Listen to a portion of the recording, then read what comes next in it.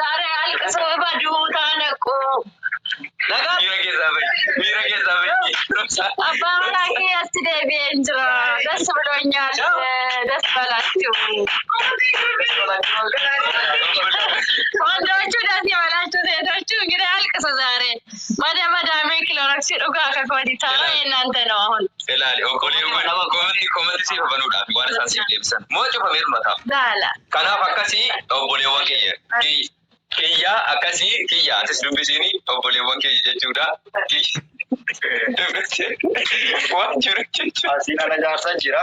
Jaarsa jidduu ta'ee dhowwaa jira. Waan jaarsa dhaggeeffadhaa uummata Oromoo nama kuma lamaa kun. Waan namni kuma lamaa kun dhaggeeffadhaa. Kan suuraa isii gargaachitus. Suuraa garuu wanti isin dhaabna dhaggeeffadhaa. Kiyya kana osoo Suudii teettee, Suudi Arabiyaa teettee, Kuwaitiin teettee, Qaatariin teettee, keessa si quba qabnaa maaliif si quba qabnaa sani? Wanta akkasii eenyuun turu dhima jedhamta. Sirni beeka. Garuu immoo wanta isin jechuu barbaadu na dhaggeeffadha. Kiyyaanis ilma namaati. Dogongoruu baatullee borfachuu yaali. Waan hin taane namarratti dinnaa yaa uummata. Dhugama girrisaa nuun jedhe taa'ee dandara. Wallaahi laazim. Homa qabdan qabattanii hin fiigina. Isin biyya ijaartan malee nama diiguu miti nama diigina. Wallaahi laazim waa diiguun bu'aa qabu waa ijaaruun faayidii qaba. Wallaahi laazim kanaafuu ijaara laala nuti loonu dhufu kun yoo waan ijaare kan dhufu hoo maal ijaara nuti?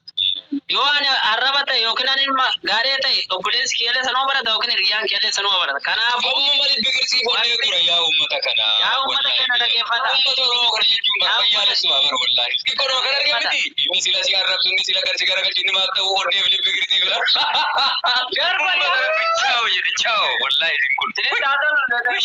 Masha Allah maali miskiina wallaahi. Akka gootanu Awuuzu billaa ammaa onneen sunuun hin darban dhaggeeffadhaa obboleewwan namni wal dhabuun walii jiraachuu walitti mufachuu wantoonni garaagaraa jiraachuu danda'a namni ilma namaati fiilingii garaagaraa qabaata jarjartanii namatti hin murteessinaa jarjartanii namatti hin murinaa please akkasii inshaallah rabbi khayrii haa godhu waa jarjartanii hin murteessinaa suuraalee viidiyoolee namaa maqaadhaan maxxansitan haqaa balleessaa Rabbi jedhaate waa'ee kaartii salsilaa. Adaraa Rabbi jedhaate mucaan arsiin arrabsine. No. Arsiin arrabsine kutaa tokko iyyuu arrabsine wanti isin arrabsine hin jiru akkas inshaallah kanuma isiniin jenna. Namni keessoo hin beekne babal'isuu yaala. Waan san keessoomaan waan nu gartanii hubannee jira. Waan hubanne irraa sanillee ifa isiniif goona. Kamanaan obboleettiin teennallee miira keessa galtee yeroo baay'ee jetti. Kanaaf waan sun immoo gamanumaan hubattan jennee yaadna. Waan irraan hafu irra caalmaan obboleessi keennallee haa galatoomu warri suuraa kaleessa wanni walatti si gaafannu warri suuraa kaleessa suuraa kaan gargaarchitanii jettan suuraa san nuffaasaa. Maqaa afaan Oromoo kan warra dhaga'u jechuudha. Maqaa Oromoo si gaafanna. Akkasuma nama hedduutu xiqqoo iddootti waraaban kanatu mala miidiyaan kun illee namni namicha tas qaban malee namni manni buusulle. Namichaan seenaa. Sanyoo miidiyaa maali? Kanaaf wanni jechuu barbaannu obboleessa keenyaa fi dhimma obboleettii teennaa ilaallee jirra. Amma xiqqisuu mucayyoon hin dhukkubsattillee gamanumaan namni gargaaruu barbaadanillee akka gargaarsanillee isin gaafanna. Hin dhukkubsatti yoo jennu xiqqisuu waan akka namni musliimaa tokko nama musliimaatitti warri amantaa musliimaa itti qara'a. Kanaaf yeroo sanitti illee gizee mucaan namni bakka sanii fuudhellee Qeerroo Idris jedhamu kana iddoon inni fuudhes. Maayikiin Qeerroo jedhu yookaan televiziyoona. Gartee inni jaallee ta'a. Kanaaf haalli nurratti argaa turree fi nullee argaa jirrullee haala xiqqisuu waa'ee fayyaa isiitti wal qabatudha. Isa kanas nullee jalaan hafnu isinis jalaan haftan jennee yaadna. Kagamanaan hafu immoo obboleessa keenya guddaa galatoomu. Dhimmi mallaqaa wanni nu walirraa fuune tokko hin jiru jedhanii namni tokko immoo gaafa biyyaa fidu tikeettii ergee fi achirraa dhufee nagara dhufee jira.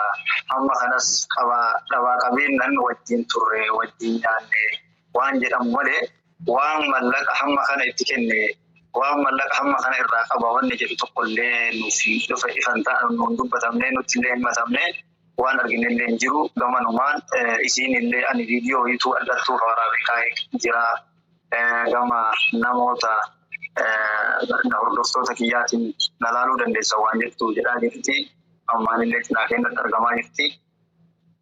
Gamanumaan warri kun viidiyoo isiitirraayyuu dhaga'uu dandeessanii jechuudha.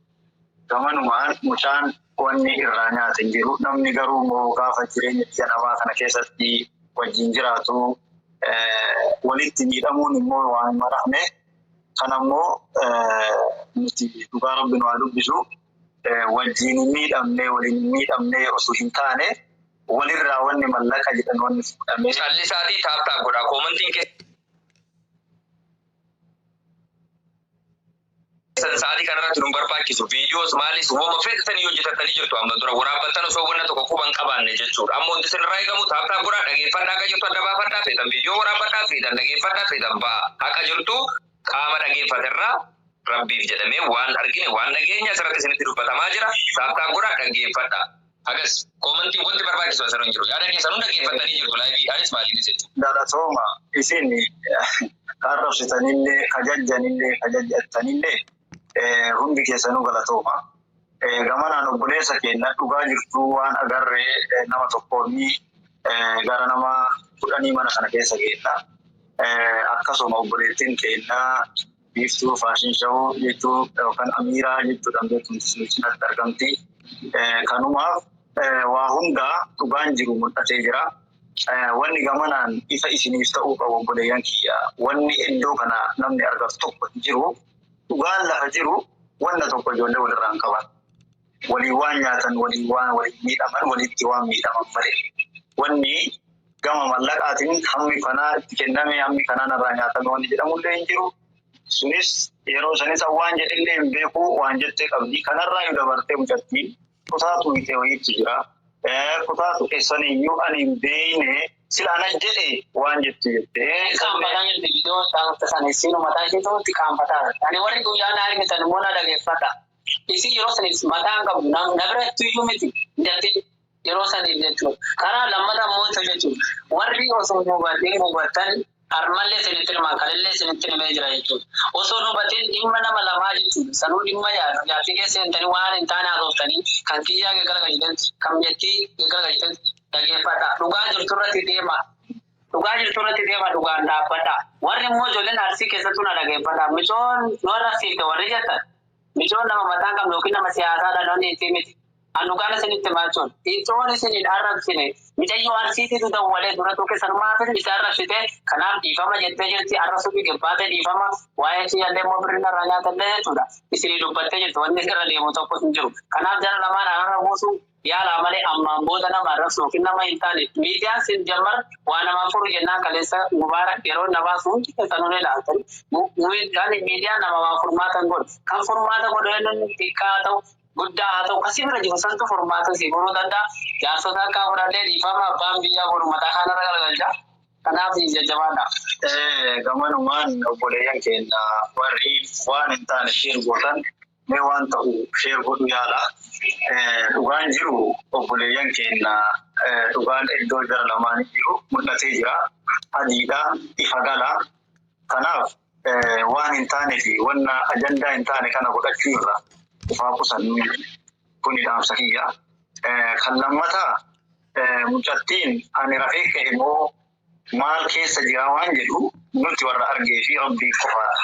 Nu dhugaa dubbachuu wanni yookaan kiyyalleen nuuf obboleessaa isinleen obboleetti ta'enna bu'aa waan kanaa barbaaduuf ilaa sa'a kanaa ta'enne isinirra deemuu ture. Galgala eegale ilaa ammaa ta'e galgala kan eegalle. Kanaaf akka Maammed Alchasiiraa namoota hedduudha namoonni keessa jiran. Kanatti mannatti as garagalchan malee waan kanallee hin beeku waan kana anamma kanarra wayita lafattaa sofira lafa buutaa beektu waan kanaan inni naan galu achi waan laali naan jedhaniif achi laalaa haasa'u kana naa galuu dide na keessa babbadaayi. Kanaaf wanni isinitti himuu barbaadu obboleeyyan kiyya yoo dhugaaf Oromoof ta'an yoo dhugaaf taatan warriin kaleessa walitti duule yookaan immoo karaa mucayyoon illee hedduu baadhaan itti dhahinaan sunis sagalee ta'ee fi itti fakkaata. Isallee waan tokko kara keessatti waan sanirraa waan hubatuu qabullee sanillee warriin irraa beekamuun sooshaal miidiyaa kanarratti beekaman dubbatanii jiranii isallee kara keessotiin fidhatanii isas waan irraa hubanneef waan dhageenyetu kana. Kanaaf nuti waan sooshaal miidiyaa kanarratti beeknu yoo jiraate waan argine qaama dhufnee hubannee amma isiniif himaaf jira bakka saniif kallattii kana keessa seennee jechuudha. Kanaaf akkaataan isin itti argamtu maali yoo jettan xiqqasho isin ammaaf nama hirriba keessa jirudha. Hirriba keessaa ka'aa nama jiru. Namni xiqqishuu isii ofitti taate ofitti deebiin fayyumtuun dhugaaffanne kanaaf isii kun badala nu barbaachifti. Namoonni isiif kalee sagalee taatanii jettan galatooma ammas sagalee ta'uufif mucayyoon gara badadaatitti gara deemtuuf yaaluu qabna. Akkasuma ammaanillee jara kanas wanni iddoo jara lamaanitti waa jiraatee waan kana iddoo jara kennaa kana jira jennee nu isinii ibsinu yoo jiraate waan tokkollee walirraa hin qabnu jira.